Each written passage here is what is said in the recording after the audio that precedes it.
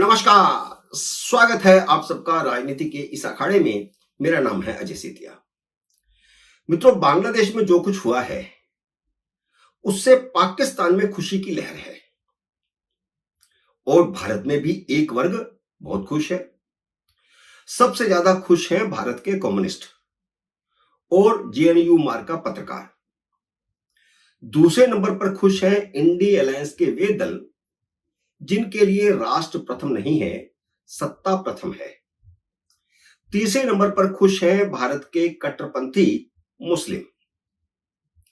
एक उदाहरण से अपनी बात शुरू करता हूं।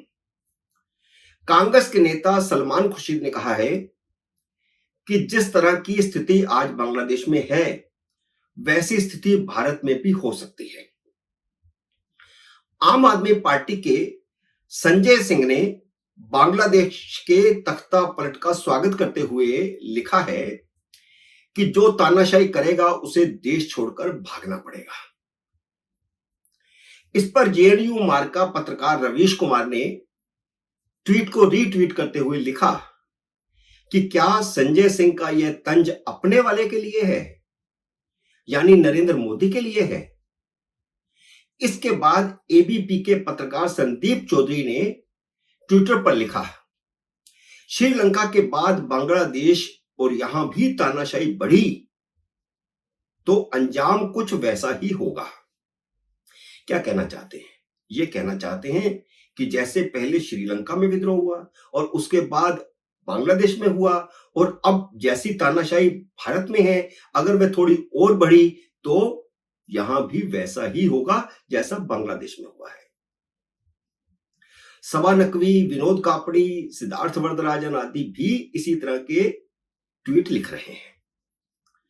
लोकतंत्र की डफली बजाने वाले रवीश कुमार का असली चेहरा इस ट्वीट से बेनकाब हो जाता है जिसमें उन्होंने अन्ना आंदोलन के समय 26 मार्च 2012 को ट्विटर पर लिखा था कि सेना अध्यक्ष को अन्ना का साथ देना चाहिए। जिस तरह वह उस समय सेना की ओर से मनमोहन सरकार का तख्ता पलटने के समर्थक थे, उसी तरह आज वह मोदी सरकार का तख्ता पलटने के समर्थक है। कांग्रेस को यह बात समझनी चाहिए कि रवीश कुमार और संजय सिंह जैसे लोग किसी के सगे नहीं हैं। वे सब लोकतंत्र विरोधी अनार्किस्ट हैं और उनमें सलमान खुर्शीद जैसे लोग भी शामिल होते जा रहे हैं।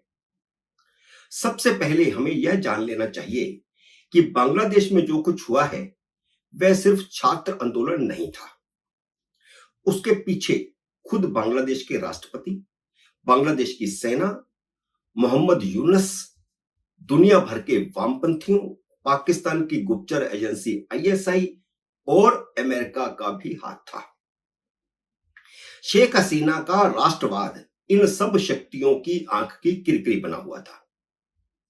चीन बांग्लादेश को अपनी मुट्ठी में रखना चाहता था और अमेरिका बांग्लादेश के टापू सेंट मार्टिन पर अपना सैन्य अड्डा बनाना चाहता था। चीन और अमेरिका दोनों ने पाकिस्तान को आगे करके शेख हसीना का तख्ता पलट करवा दिया। इसका पहला प्रमाण यह है कि घोर वामपंथी मोहम्मद यूनुस को प्रधानमंत्री बनाया गया है। मोहम्मद यूनुस बांग्लादेश में नहीं बल्कि इंग्लैंड में रहते थे। वह अमेरिकन उद्योगपति जॉर्ज सोरोस के बहुत नजदीकी हैं। उन्हें कई बार जॉर्ज सोरोस के साथ देखा गया है, जर्मनी में भी और अमेरिका में भी और लंदन में भी। राहुल गांधी भी जॉर्ज सोरोस के उतने ही नजदीक हैं। जॉर्ज सोरोस ने भारत के चुनावों को भी प्रभावित करने की बहुत कोशिश की थी और अपार धन लुटाया था। यहां एक अमेरिकन पात्र का भी जिक्र करना जरूरी है। वह है डोनाल्ड लू। वह अमेरिका के स्टेट डिपार्टमेंट के असिस्टेंट सेक्रेटरी हैं। लू को रजीम चेंज यानी सत्ता परिवर्तन का मास्टर माना जाता है। दुनिया भर में जहां जहां अमेरिका सत्ता परिवर्तन करवाना चाहता है वहां डोनाल्ड लू को भेजता है और वह बांग्लादेश में भी थे। 2023 में कम से कम 2-3 बार वह बांग्लादेश गए। उनकी शेख हसीना से मुलाकात भी हुई थी और शेख हसीना को उन्होंने एक ऑफर भी दिया था कि अगर वो ऐसा ऐसा मान ले तो उन्हें सत्ता में दोबारा आने के लिए, यानी चौथी बार भी आने के लिए मदद देगा अमेरिका। लेकिन उन्होंने यह नहीं माना और यह खुद शेख हसीना ने एक बार खुलासा भी किया था। विपक्ष के चुनाव बायकॉट की रणनीति इसी डोनाल्ड लू की बनाई हुई थी ताकि चुनाव की विश्वसनीयता ही खत्म की जा सके। यही डोनाल्ड लू भारत के लोकसभा चुनाव के समय भी भारत में आया था और चेन्नई में था। भारत के चुनावों की विश्वसनीयता खत्म करने के भी प्रयास किए गए। एक खबर यह भी है कि राहुल गांधी ने अपने अमेरिका दौरे के दौरान जॉर्ज सोरोस और डोनाल्ड लू से भी मुलाकात की थी।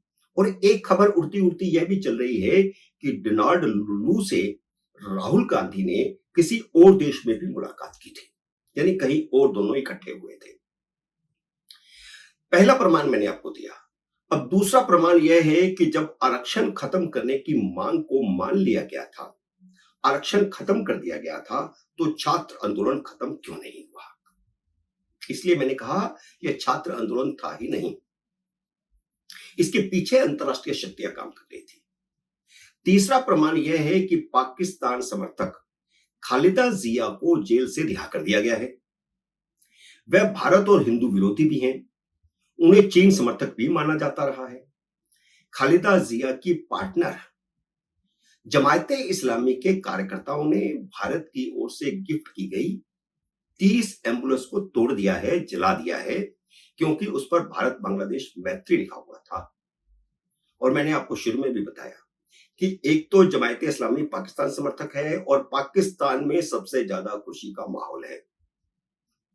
चौथा प्रमाण यह है कि हिंदुओं की हत्याएं, उनके घरों में लूटपाट, महिलाओं को उठा ले जाने और मंदिरों को आग के हवाले करने की घटनाएं शुरू हो गई हैं और बड़े पैमाने पर हो गई हैं। बांग्लादेश में हिंदुओं के साथ जो हो रहा है उस पर भारत में आक्रोश है और वह स्वाभाविक भी है। इस आक्रोश से यह वामपंथी टोला बहुत परेशान है, क्योंकि इससे भारत में तख्ता पलट के खिलाफ माहौल बन रहा है। मोहम्मद जुबैर नाम का तथाकथित फैक्ट चेकर टीवी चैनलों पर दिखाई जा रही उन तस्वीरों को झूठी बता रहा है जिनमें मंदिरों को जलाया जाना और हिंदुओं के घरों को लूटना दिखाया जा रहा है। लाइव तस्वीरें आ रही हैं, लेकिन मोहम्मद जुबैर कहते हैं कि यह सब झूठ है, बकवास है। इसी तरह एक टीवी चैनल पर जेएनयू मार्का पत्रकार को यह कहते हुए सुना गया कि भारत को यह समझना होगा और भारत के हिंदुओं को यह समझना होगा कि बांग्लादेश के हिंदू भारतीय नागरिक नहीं हैं, वे बांग्लादेशी नागरिक हैं, उन्हें मरने दीजिए, आपको क्या लेना देना। ये बिल्कुल वही विचारधारा है जो 1947 में महात्मा गांधी की थी। जो पाकिस्तान से उजड़ करके हिंदू आ रहे थे, उनके बारे में गांधी ने कहा था कि आप वहीं मर खप जाते, इधर क्यों आ रहे हो। ये सब वही लोग हैं जो लोकतंत्र का ढिंढोरा पीटते हैं और सैन्य तख्ता पलट के समर्थन कर रहे हैं और ये भी कह रहे हैं कि भारत में भी ऐसा होगा, होना चाहिए, और खुद को कहते हैं कि वे लोकतंत्र के समर्थक हैं, संविधान के समर्थक हैं। ऐसा नहीं है कि बांग्लादेश जैसा आंदोलन भारत में करने की कोशिश नहीं की गई थी। शाहीन बाग से देश भर में दंगे फैलाने और लाल किले पर भारतीय राष्ट्रीय ध्वज को उतारने जैसी घटनाएं याद कीजिए। ग्रेटा थनबर्ग की टूल किट को याद कीजिए। यह भी याद रखिए कि बांग्लादेश का आंदोलन आरक्षण के खिलाफ हुआ था और भारत में आरक्षण खत्म करने का झूठा नैरेटिव गढ़ा गया था। यह नैरेटिव चला भी, लेकिन ज्यादा नहीं चला, इसलिए जॉर्ज सोरोस, डोनाल्ड लू भारत के इस्लामी कट्टरपंथी और वामपंथी सत्ता परिवर्तन से चूक गए।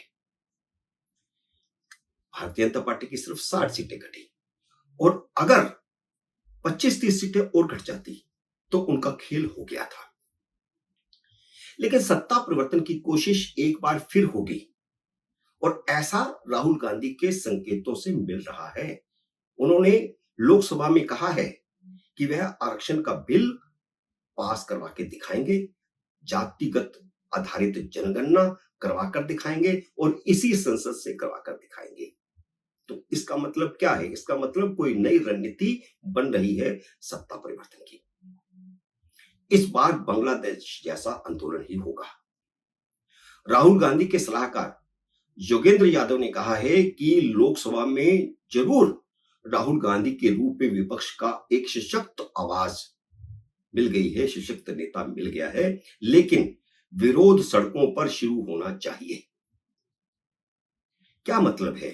देश में अभी अभी चुनाव हुए, लोकतांत्रिक ढंग से सरकार चुनी गई और राहुल गांधी के नए नए सलाहकार जो भारत जोड़ो यात्रा और उसके बाद हुई यात्रा में राहुल गांधी की इस यात्रा के आर्किटेक्ट थे योगेंद्र यादव, वह 2 महीने बाद ही कहना शुरू कर चुके हैं कि विरोध और विद्रोह सड़कों पर शुरू होना चाहिए। इसका मतलब क्या है? निगाह रखिए कि राहुल गांधी किसानों को आगे करके बांग्लादेश जैसा विद्रोह खड़ा करने की कोशिशों में जुटे हैं। क्या मोदी इस पर सतर्क है? क्या भारत के राष्ट्रीय सुरक्षा सलाहकार डोभाल को यह जानकारी है? क्या वे सतर्क हैं कि क्या होने जा रहा है? मित्रों, उम्मीद है मेरा ये वीडियो आपको पसंद आया होगा। इसे लाइक और शेयर कीजिए। अगर आपने मेरे YouTube चैनल को अब तक सब्सक्राइब नहीं किया तो कृपया सब्सक्राइब करके अपना आशीर्वाद दीजिए। जल्द ही मिलते हैं अगले वीडियो में किसी अन्य विषय के साथ। तब तक नमस्कार।